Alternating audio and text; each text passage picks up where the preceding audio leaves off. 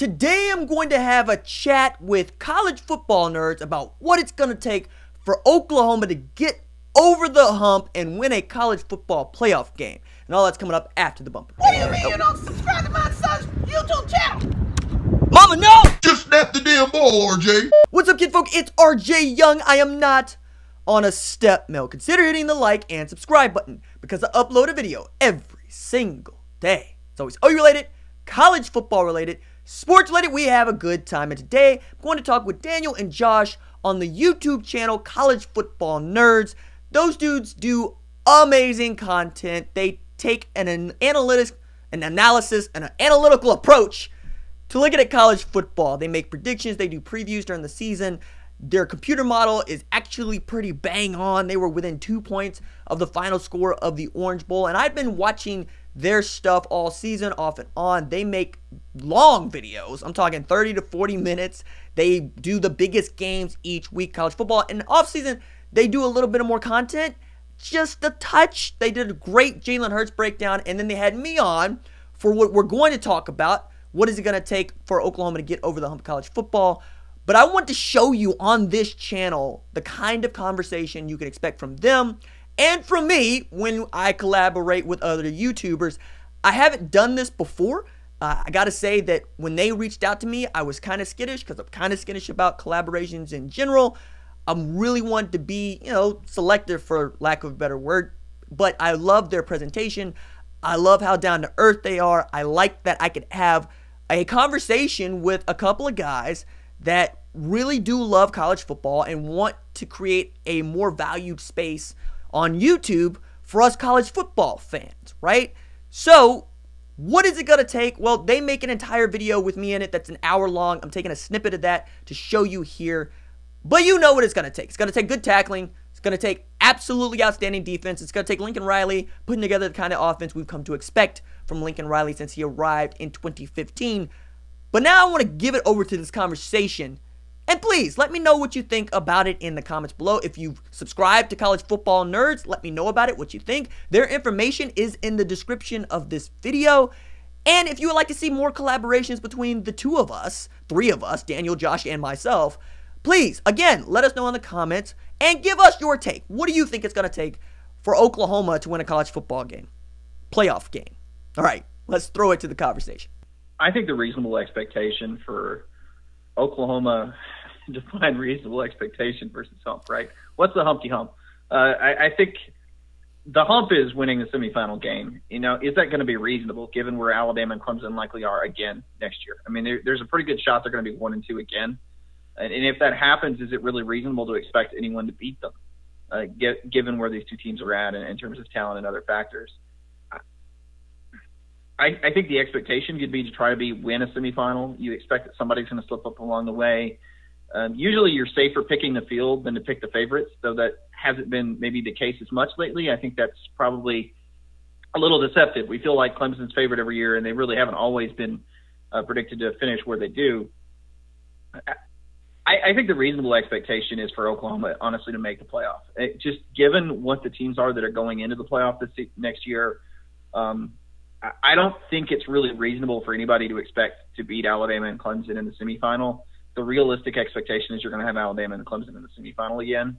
And the one thing I want to touch on that is, to me, the real hump for Oklahoma, the thing that needs to happen for Oklahoma to play at that level, is recruiting has got to improve a little bit more. 24/7 Sports has a pretty cool team talent ranking, and it's not foolproof. It depends on how well rosters are edited and whatnot, but it's at least a decent snapshot. And that Oklahoma's number 11, Clemson's number 6, Alabama's number 2. And that doesn't sound like a huge gap, but even that's deceptive. Clemson at 6 has 9 5-star players. Alabama had 12. Oklahoma had 3. Hey, Josh, where's Texas? And Texas on that list is number 9, just 2 spots ahead of Oklahoma with 2 5-star guys. Just point it out. Texas has done less with more over the last decade than anybody. That's the slogan. Is it really? I didn't know that it was for Texas. No, it's not. It should be. There you go. Because I'm not a Texas hater, and Texas fans think I am after our Georgia game preview and then the subsequent follow-on live show. I'm not a Texas hater. I distinctly remember Alabama being on the cover of Sports Illustrated with the slogan "Bama's back" in 2005. Does anybody know anything about Alabama in 2006 or 7? No. And so Texas fans are so quick, and the national media needs Texas to be back so much, but they forget that, and I have a similar criticism for Notre Dame in that Texas has Jimmys and Joes. Texas has a lot of talent, and they, Josh, you're doing this composite number right here. What's Maryland's? I'm scrolling 20, right. 2024. So that's not as bad as I would have thought. But by the way, no one does less is more. I think USC number 4 and Florida State raise their hand. Okay. But the point there though is that if you want to compete with Alabama and Clemson, we're 9 or 12 5-stars on the roster. You're going to have to recruit at an even higher level. That's the problem with college football right now, with where Ohio State, Georgia, Alabama are. They literally have to fit players starting on their squads are 5-stars. And it's a different level, and it's extremely difficult to beat those teams in a neutral site, focused environment, given how just absurdly talented they are. And I think in an uneven – people talk about the level of parity in college football, which I think is probably true teams 1 through 130 generally. But I think due to the national attention that football teams get and the way recruiting is nationalized, the best teams in college football are more lopsidedly better, I think, right now than they ever were. Because these teams like Alabama – they're 65% out of state. They're getting 5-stars from, when you've got guys like Quentin Williams, sure he's from Birmingham, but then Jonathan Allen was from Virginia, right? I mean, the rosters are absolutely out, depending on out-of-state players. Alabama got I think the number 1 player, Alfano, and he's from New Jersey. So it's really, really tough to beat these teams. And Minka Fitzpatrick was also from New Jersey. Just Thorpe Ward, got to throw that in there. Exactly. Right. So you really have to be recruiting consistently, I think, at a top 5 level almost to beat these teams, or Alabama and Clemson's going to fall off. And that's the real hump in my view. Josh, the reasonable expectation is, yes, to make the college football playoff, to make it. That's the reasonable expectation, because that means you won the Big 12 championship. You made it through the season with probably undefeated or 1 loss, no worse than 1 loss. And now you're talking about because you're saying – as the favorite, perhaps you got Alabama, Clemson, 1-2, however you want to do it. That means that Oklahoma is 3-4, and you're going to get a matchup with Alabama or Clemson. So that would mean you would need to meet one of those 2 teams in the semifinal. And if we are to believe you that Alabama and Clemson are basically the second coming of 1945 Army, then they are unbeatable, right? But what we saw was an Alabama team we thought was really going to give Clemson the business in a game that we all thought was going to be really competitive, just didn't go that way. And that you can stuff still happens. And I'm saying stuff because I don't want to use the 4-letter word, because that's not what we do here. But it still happens. And I understand that's for Twitter, right? Right. No, but to your point about recruiting, all you need to do to recruit like Alabama, Clemson, Ohio State recruit is win a national championship. And I say that tongue in cheek, because the rich are going to get richer in this sport, not because they win national championships, but because Nick Saban can look you in the eye and say, I'm going to put you in the NFL.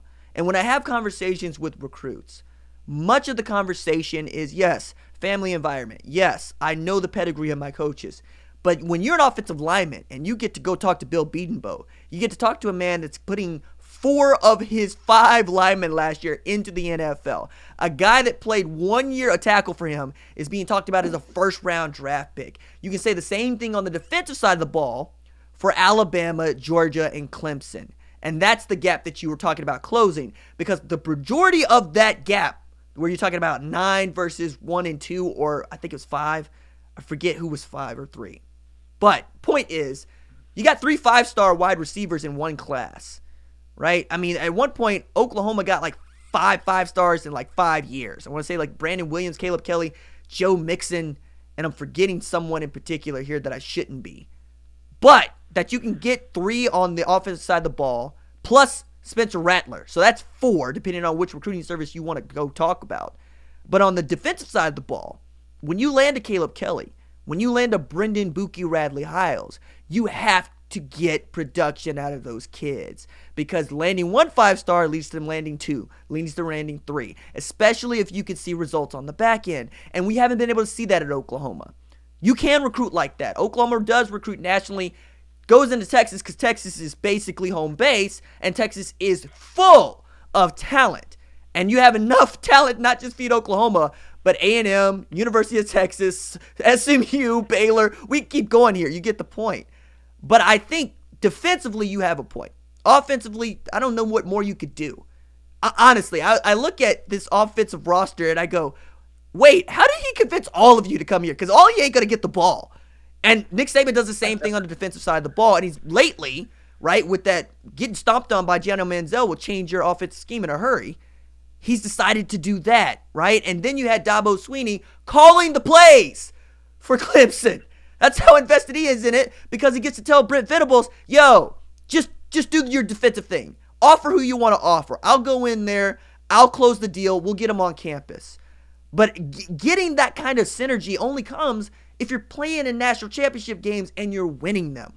And that's, if you're Oklahoma, that means you're going to have to do more with less. You're going to have to beat Clemson. You're going to have to beat Alabama, and you're going to have to beat them today if you want to be good. You know, and I still don't understand what Ohio State was able to do in the way that they were able to do it, but they pulled it off. And like you say, they have a bunch of 5-stars running around everywhere, and they're also developing 3-star guys like Denzel Ward into number 4 overall draft picks.